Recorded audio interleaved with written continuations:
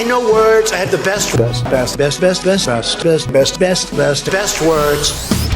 This is All the Best Words with Matt Murphy and Cameron Smith. Get like Snapchat filters that are layer on top of us. That would be I'm fun. looking in the other room at and apparently he's got the fat filter on us right now. Well, that way people know. We are specimens. We are beautiful specimens of creatures, and specimens of creatures. We don't look like we look on camera. I'm just proud that we've gotten to like episode, I don't know what it is, 38, 40, whatever it might be, and I've yet to say titty.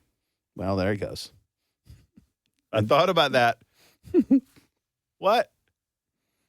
Why? 43? Thank you.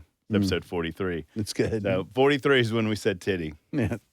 And I've been wanting to do that for living a while. it up, living the dream. Sorry, I'm just in a mood. We're recording this anyway. So what's going on, Cameron? This is All the Best Words. My name's Matt Murphy. I say all the best words. I'm Cameron Smith. I write them, and that's what we're gonna talk about today. So, you want me to go first? Sure. Go ahead. My word is conspiracy. Conspiracy. It feels to me like this has happened quickly, and maybe it's been a slower burn than I've given notice to, but it feels like with social media and with so many different people being platformed, and that's a new term that I don't know if I like or hate. I've been using it often. But with so many different platforms, with YouTube and Facebook and Twitter and Twitch and Rumble and all of these other places where people have the ability to create their own content, in our world, in the political world, it seems that there is an unspoken race to out-conspiracy the other. Out-weird. Yeah, I mean, that's another way of putting it, out-weird the other. I had a conversation the other day with someone that I have a modicum of respect for, who told me, and they were dead serious, that Jeffrey Epstein was not dead, that anyone that powerful with that amount of information would not have killed himself in a jail cell, that he is hiding in Israel, and that any reasonable person knows that. Obviously. And they were serious. That's where I can't go. And then you have others that, I mean, and you and I talked about this a little bit a while back. You have others like, and I'm not even going to name her because I don't want to platform her, where people are like, oh, well, the French president's wife is a dude. And, okay, I don't think you have direct evidence of that. I mean, even if you did, who cares? I don't give a rip. I don't care.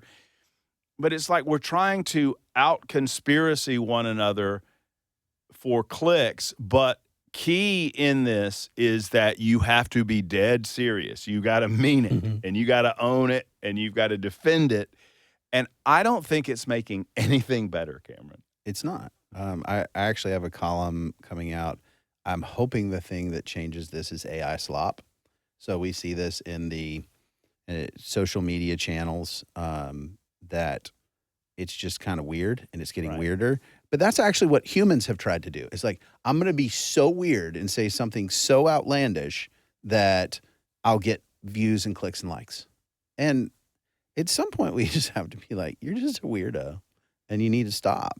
And I see it from the left. I see it from the right. I mean, whenever my Democratic brethren start to critique me and be like, do you know Donald Trump? Whoa.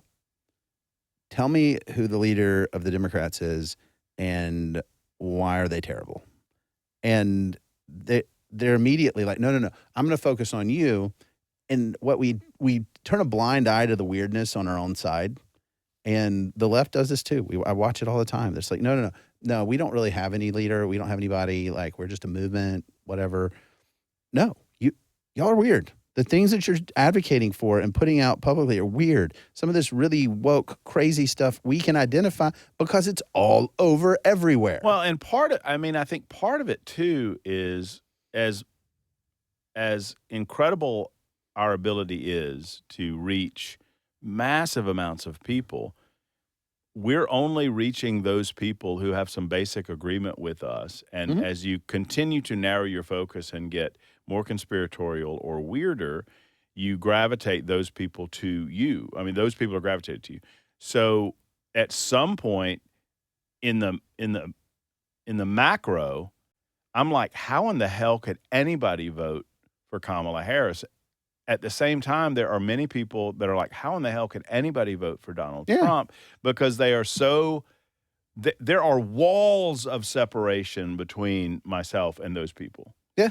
And we don't speak to each other. I had anymore. this conversation actually at a wedding this week with somebody who was a college student in Vermont and said, well, you know, the Democratic socialists that knock on my door are just aggressive and kind of drive me nuts. And this person's very liberal.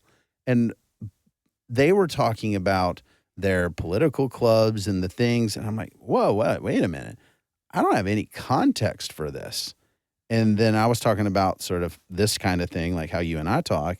Like, yeah, we don't have any, that's not a thing for us. And it was just a good reminder is that we are so siloed like you're talking about. And we are the ones that are watching the weird, and the only thing that crosses over is the weirdest of the weird. Like the super crazy weirdo influencers on the right, the folks on the left know them because they're like, that person's nuts. And they love them because they get to characterize all of the people on the right as them. Everyone on the right is that person. And that's why it's useful to them. But otherwise, like if you're normal, like a lot of our conversations, like the folks who love us and our audience and stuff will engage. But if we want to go viral, we have to say crazy things. But here's what I've noticed is that when I engage with someone on the political left that is relatively normal, and they demand upon me that I tell them, well, how in the world could you vote for someone like that, Donald Trump? And I tell them, and I say, look, it's less about personality. You know, I go through the whole bit. And I don't have to go through it now, but I go through the whole bit. But then when I turn that back on them and say, well, how in the world, I feel like, and maybe this is my bias, they get much more defensive. The normal Democrats get very defensive. When I start talking to them about woke agenda or DEI or, trans issues or where we're going as a nation, because they've devolved into such identity politics that they don't really have a platform that they can like redirect on. They might say, well, rich people are trying to keep poor people poor or whatever. But they get defensive because I don't think there's a there when you get past the personality politics of it. Right. And what's funny for me when we have those conversations is that they're like, well, I mean, almost nobody is transgender. I'm like, okay, cool. Well, what are the Democrats about? What's your jam? Well, common sense. I'm like, really? That's a policy you're anchoring for? Like, when are we going to pass that? Like, come on. So that's my word. My word is conspiracy. I think we're watching these conspiracy theorists in real time. Your word, sir? Well, your word and the people thereof are on my word, TikTok. My word is TikTok. This is not to be confused with Tic Tac. No, which is so good. Not the little mints. I love the Tic Tac or whatever little candies. Yeah. No, this is TikTok, and this one sticks in my craw more than anything else because we have accused Democrats and the left of lawlessness, of with immigration, you did not enforce the immigration law, the law that's on the books. You ignored that, and we wag our finger and we tell them, see, you're just ignoring federal law. Right. TikTok. The President of the United States is overtly ignoring federal law. Listen to him. President Donald Trump had, on January 19th, 2025, was when we were supposed to, ByteDance was supposed to divest itself of TikTok, or basically you're shut down in the United States. It was a law passed by the Congress. Signed into law. Biden. Yep, it's right there. Uh-huh. And what an auto pen was it? No. Well, maybe. It has one provision in there for an extension that basically if we're in the middle of good faith negotiations, you can extend the deadline, I believe it's one time, for 75 days, but you have to come to Congress and say, hey, here's who we're negotiating between, that we're acting in good faith. President Trump has issued executive orders 3 times, extending that January 19th deadline until September 17th of 2025. And it'll get extended. It'll get extended again. Nowhere in the law is he allowed to do that. Nowhere. There's no provision in that law that he can do that. And you were the first one to bring this up to me. And when you did, I was fascinated. You showed me the section in the law. It's right there. Where it said, hey, you can only do this one time. Right. And you got the once, and then you can't do it anymore. And what's fascinating is they put the one time, and it says one time in there. Well, that, to me, if this ever came up in a court, is a strong indicator that they only meant one time. Otherwise, they wouldn't have said one time. Right. But now we've done it 3 times. And what is further and even more fascinating is that no one has brought any of this up. Well, this is what's fascinating. You know how many times I heard Rob Bonta, the Attorney General of California, on, you know how many times California has sued the Trump administration? I imagine it's a lot. 34 times. Okay. 34 times. 34 different lawsuits.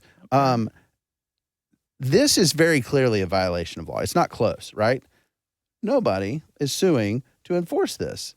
And so this is hilarious to me that we have an open, clear violation of federal law by the Trump administration, and everybody's like, sort of like, yeah, we're cool with that. I would expect that most of the country, especially those that are on TikTok because they're addicted to it and they like the doom scrolling, they're not going to talk about it. What I'm fascinated, I mean, people like Senator Marsha Blackburn and others, and I point her out just because it's the name. She's talked about it. She's talked about it regularly, that it is a danger. I mean, there are people that legit, whether they're right or not, they legitimately believe that TikTok is a danger because of how it gives the Chinese the ability to route information back to their country.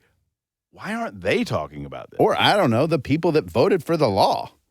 Like Congress is like, guys, you know that you said this. This was your power. You did this. The Constitution's real clear. The executive branch has to make sure that the laws are faithfully executed. That's their responsibility. Trump's just violating the law here. We need to be honest, call a spade, and you could say, well, you know, he needs to, no, it's the law. So if you're telling me on immigration, we got to enforce the law that's on the books, which I agree with, this has to be enforced too. How addicted are you? This sounds it's related. You'll get it. How you keep your phone at a distance, right? When it comes to I try to all the time.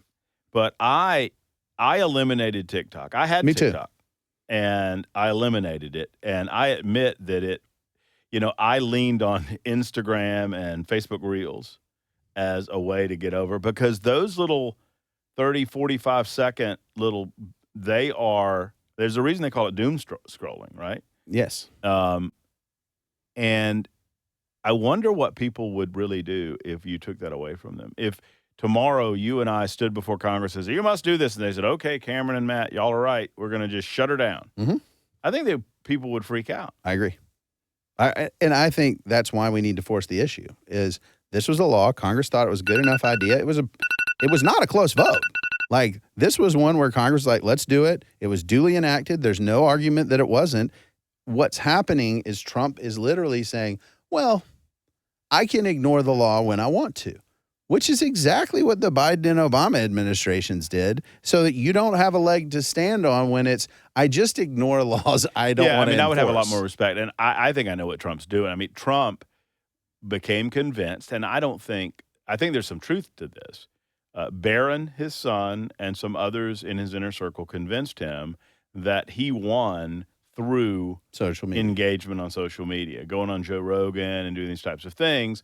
And I think Trump still believes that in some way, whatever concerns he might have about ownership, that TikTok benefits him.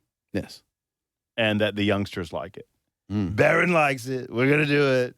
So imagine that the next Democratic president, Gavin Newsom, says, my kids like this, so I'm going to ignore federal law. Yeah, my kids like, illegal aliens. So we're just going to ignore their best friends are here without legal status. We're not going to enforce immigration law I don't think anymore. people would like that very much.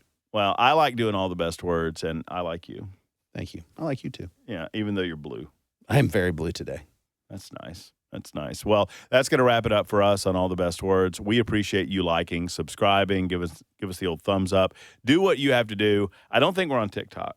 If we're on TikTok, we're in a lot of trouble. We'll see you next time.